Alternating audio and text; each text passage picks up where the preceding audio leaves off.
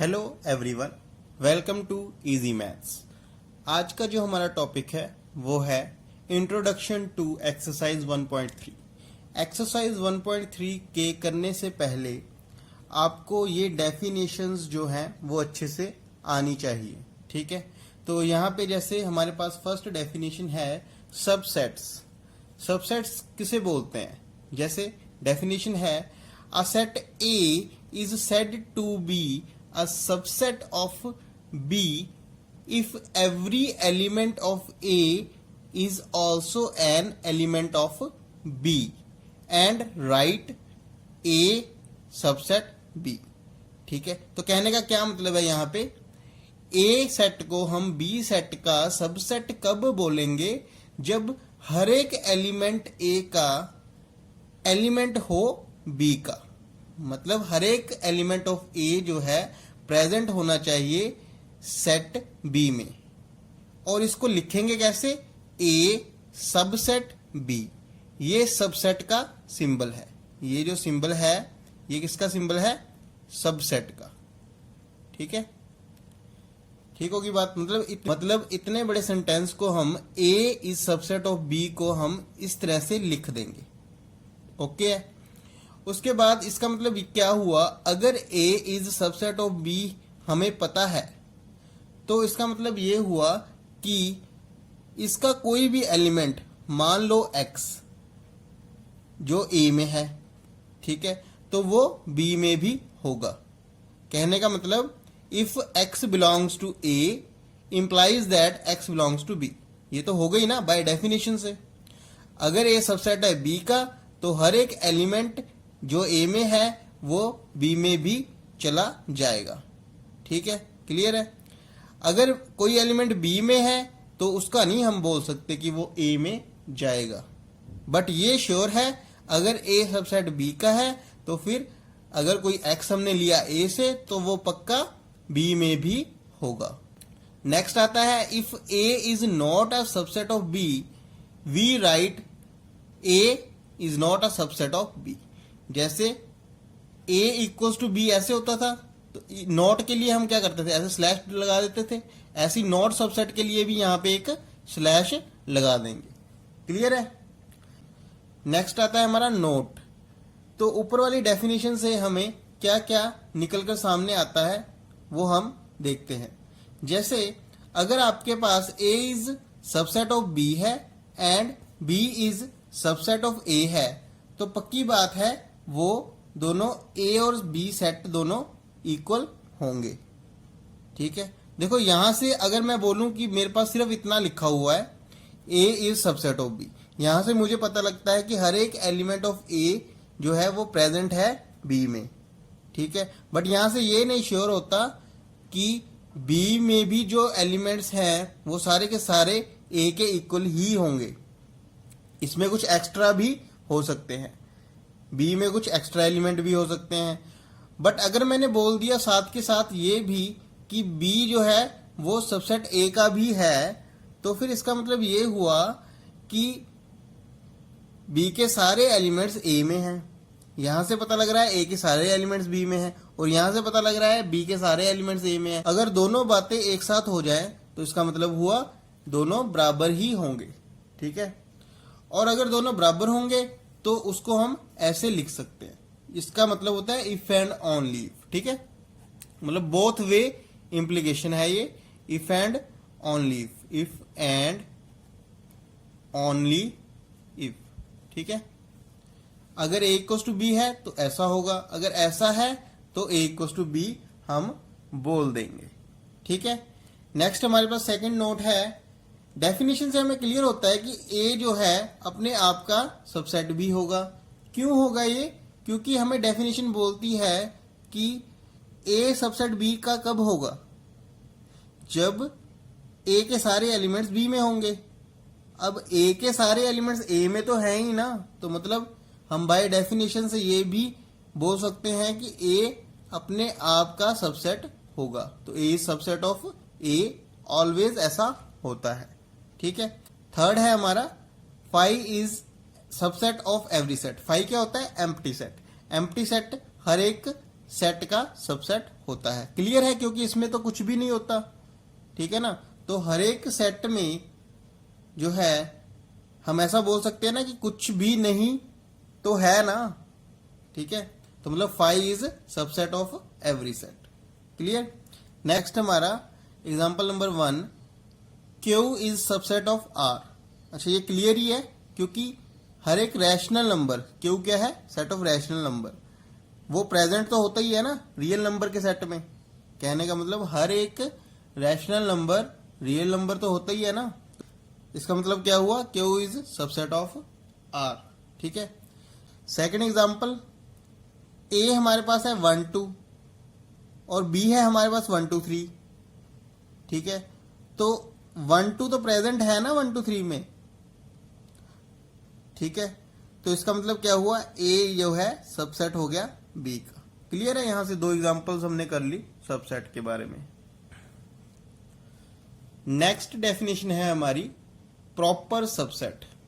Proper subset हम किसको बोलते हैं, definition, if A is subset of B and A is not equal to B, then A is called a proper subset of B and B is called superset of A। कहने का मतलब अगर A subset है B का, पहली condition तो ये होनी चाहिए, मतलब A का हर एक एलिमेंट प्रेजेंट होना चाहिए B में।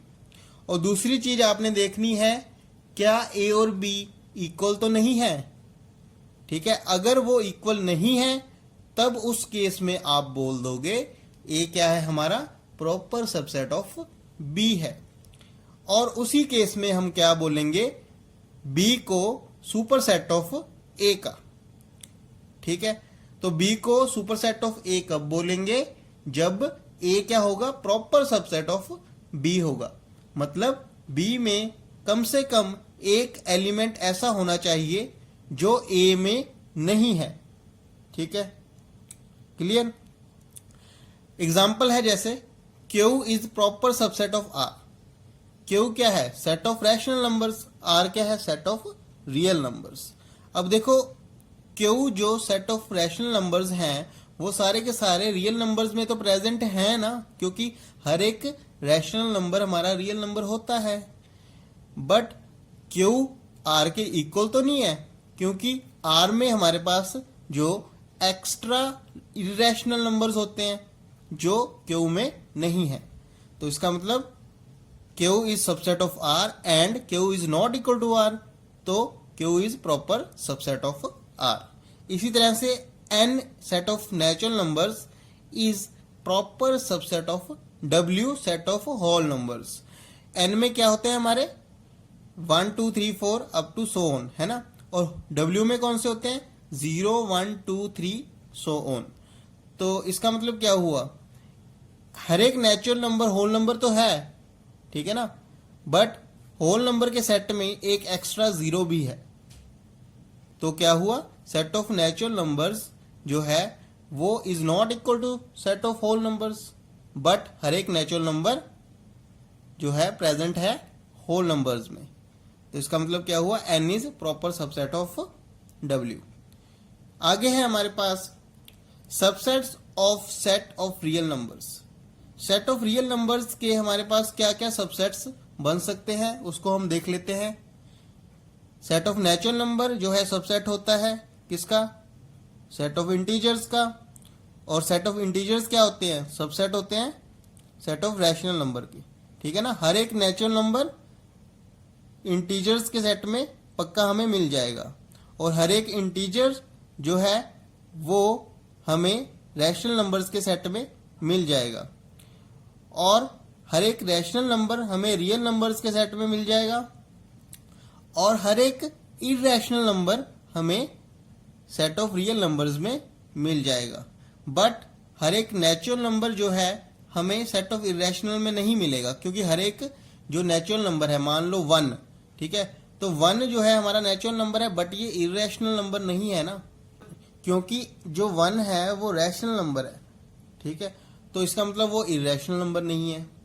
तो अगर वो इरैशनल नंबर नहीं है तो सेट ऑफ इरैशनल नंबर में हमें कैसे मिलेगा, तो इसका मतलब set of natural numbers is not a subset of set of irrational numbers. ठीक है, ये क्लियर है।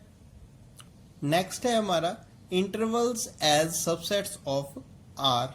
आर क्या है? Set of real numbers. अब ये वाला जो नया टॉपिक है हमारा, इसमें हम इंटरवल्स की बात कर रहे हैं। अब इंटरवल्स क्या होते हैं उसको हम थोड़ा सा समझते हैं।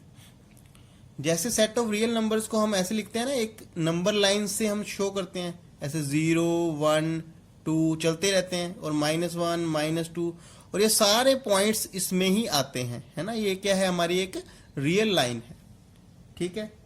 अब कई बार क्या होता है, हमें एक continuous subset of real numbers का चाहिए होता है। जैसे मान लो मैंने आपको बोला कि मुझे एक सेट बताओ जो -1 से लेके 0 तक के सारे नंबर्स जो है कवर कर रहा है।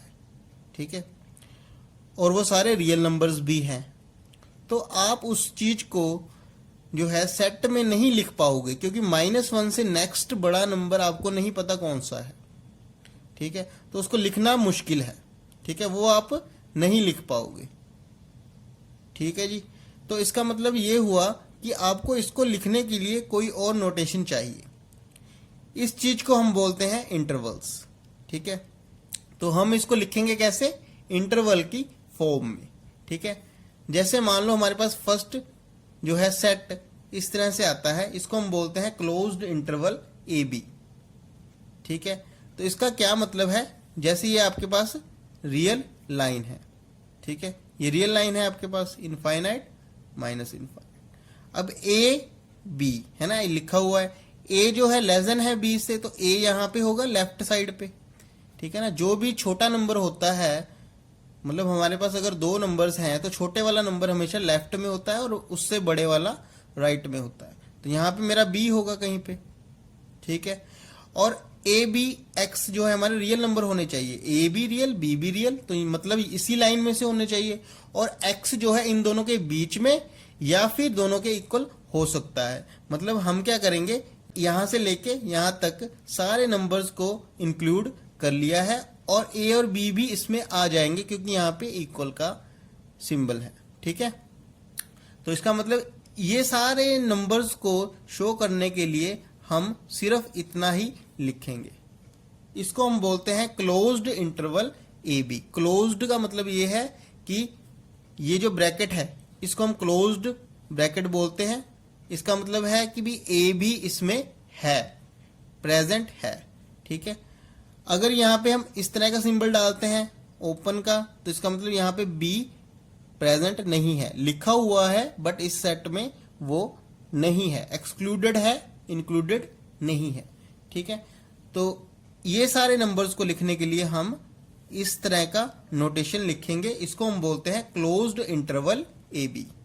ठीक है, इसी तरह से हमारे पास जो ये वाला इंटरवल लिखा हुआ है हम सेमी ओपन इंटरवल बोलते हैं, जिसमें जो यहाँ पे मेरा ए आएगा, यहाँ पे मेरा बी आएगा, और बी वाला मैंने काउंट नहीं करना, तो यहाँ पे ओपन सर्कल, और ए मैंने काउंट करना है क्योंकि यहाँ पे इक्वालिटी है।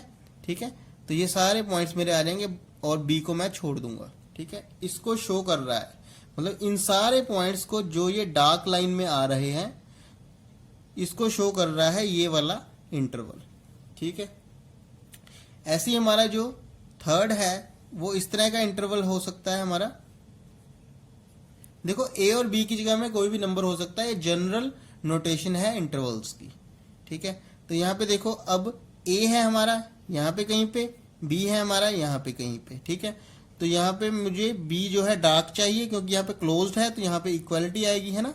तो यहाँ पे डार्क और यहाँ पे ओपन आएगा, ओपन है तो यहाँ पे ओपन सर्कल, यहाँ पे इक्वालिटी नहीं है तो ओपन सर्कल, तो यहाँ पे ये सारा कवर कर लेंगे हम। ठीक है, ये सारे पॉइंट्स को हम इस इंटरवल से डिनोट कर रहे हैं। ठीक है, एक एक पॉइंट को लिखना मुश्किल है इसलिए हम ऐसे लिखेंगे।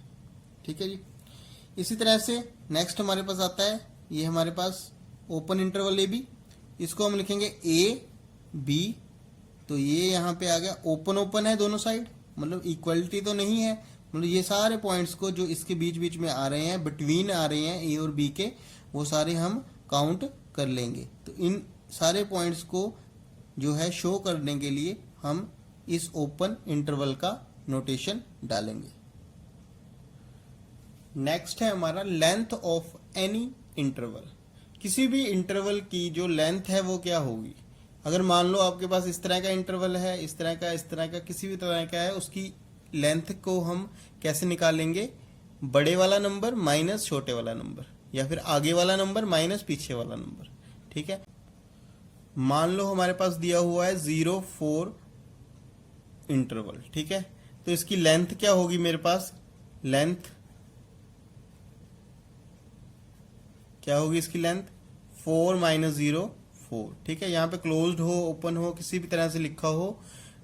ठीक है, आगे वाला नंबर माइनस पीछे वाला कर दोगे तो लेंथ आ जाएगी इंटरवल की। ठीक है, इसको याद रखना है फॉर्मूले को। नेक्स्ट है हमारे पास पावर सेट। तो उसकी डेफिनेशन क्या है, the collection of all subsets of set A is called the power set of A, it is denoted by P A. मतलब इसमें हमने क्या करना है, अगर आपके पास कोई सेट है ए, उसका आपने अगर पावर सेट लिखना है तो आप क्या करोगे, सबसे पहले ए के सारे सबसेट्स को लिख लोगे, फिर उनको एक दूसरे सेट में डाल दोगे। वो जो दूसरा सेट आएगा उसको आप बोलोगे पावर सेट ऑफ ए। जैसे मान लो आपके पास ए सेट दिया हुआ है 1 2 3, तो आप क्या करोगे, सारे सबसेट्स इसके क्या क्या होंगे, इसके सबसेट्स एक 5 हो गया, जैसे एम्प्टी सेट तो हर एक का ही सबसेट होता है। ठीक है, सिंगलटन सेट हो गया, सिंगलटन मतलब जिसमें एक ही एलिमेंट हो, 1 एलिमेंट वाले सेट्स है ना, 1 2 3 अलग अलग। तो ये भी सेट है, ये भी सेट, ये भी सेट। फिर 2 एलिमेंट्स वाले 1 2 1 3 2 3। ठीक है, फिर ये खुद जो है ए भी आ जाएगा। तो फिर पावर सेट ऑफ ए क्या आ जाएगा हमारे पास, set of these all sets. ठीक है, तो यहाँ पे एक नोट करने वाली बात है कि पावर सेट ऑफ ए में कितने एलिमेंट्स होंगे, गिन लो, 1 2 3 4 5 6 7 8। ठीक है, 8 एलिमेंट्स हैं, और ये क्या बन रहा है, 2 की पावर 3। अगर मान लो आपके पास ए सेट में 2 एलिमेंट्स होते तो आप देखोगे कि पावर सेट ऑफ ए में कितने आ जाएंगे, मेरे पास 4 एलिमेंट्स आ जाएंगे। ठीक है, ये एक आप फॉर्मूला जो है बनता हुआ देख सकते हो। तो वो फॉर्मूला क्या बनता है हमारा, 2 की पावर जितने ए में एलिमेंट्स होंगे उतने ही एलिमेंट्स होंगे पावर सेट ऑफ ए में। जैसे हम इसको ऐसे भी बोल सकते हैं, in general if A is a set with number of elements in A equals to M, then number of elements in power set of A क्या हो जाएगा, 2 की पावर एम। जितने ए में एलिमेंट्स थे, ठीक है, उतना जो है पावर में लिख देना है 2 की। तो जो नंबर यहां से कैलकुलेट करके आएगा वही हमारे क्या होंगे, number of elements in the power set of A. तो नेक्स्ट हमारे पास डेफिनेशन है यूनिवर्सल सेट। यूनिवर्सल सेट क्या होता है उसको हम देखते हैं। In a particular context, we have to deal with the elements and subsets of a basic set which is relevant to that particular context. This basic set is called universal set, denoted by capital U, and all its subsets by A, B, C, etc. तो इसका मतलब क्या है, जैसे मान लो आपके पास बहुत सारे सेट्स दिए हुए हैं। ठीक है, मान लो A सेट दिया है आपको, set of natural numbers, B set दिया है आपको, सेट ऑफ रैशनल नंबर्स। ठीक है, ये आपको 2 सेट्स दिए हैं। तो आप क्या कर सकते हो कि एक यूनिवर्सल सेट बना सकते हो। ठीक है, जो इन दोनों को कंटेन करता हो, मतलब जिसके अंदर नेचुरल नंबर्स भी हो और रैशनल नंबर्स भी हो। ठीक है, उससे छोटा नहीं होना चाहिए। ठीक है, मतलब ऐसा नहीं होना चाहिए कि आप होल नंबर्स लिख दो। यहाँ पे होल नंबर्स तो रैशनल नंबर को कवर नहीं करेंगे ना, दोनों को कवर करने वाला कोई भी सेट आप यूनिवर्सल सेट बोल सकते हो। जैसे सेट ऑफ रियल नंबर्स को भी आप यूनिवर्सल सेट यहाँ पे बोल सकते हो, सेट ऑफ इंटीजर्स को भी इस केस में आप जो है यूनिवर्सल सेट बोल सकते हो। तो उस हिसाब से ही आपने यूनिवर्सल सेट चूज करना है, और जो कि सारे सेट्स को कवर कर रहा हो। ठीक है, जैसे एग्जाम्पल हम बोल सकते हैं, for the set of all integers the universal set can be the set of rational numbers. अगर मान लो आपके पास कोई इंटीजर्स का सेट है, ठीक है। तो आप यूनिवर्सल सेट वहां पे रैशनल नंबर को बोल सकते हो, क्योंकि इंटीजर्स को कवर कर रहा है रैशनल नंबर्स। और उस केस में आप जो है रियल नंबर्स को भी यूनिवर्सल सेट बोल सकते हैं, क्योंकि रियल नंबर भी कवर करते हैं सारे इंटीजर्स को। तो सेकंड एग्जांपल जैसे हम बोल सकते हैं, in human population studies the universal set consist of all the people in the world. ठीक है, तो ये थी हमारी कुछ बेसिक डेफिनेशंस, ठीक है, जो कि इंट्रोडक्शन हो जाएंगी हमारी। तो 1.3 एक्सरसाइज करने से पहले आपको ये सारी डेफिनेशंस क्लियर होनी चाहिए, ठीक है, तभी आपको अच्छे से समझ आएगा। इसके बाद नेक्स्ट हम करेंगे एक्सरसाइज 1.4।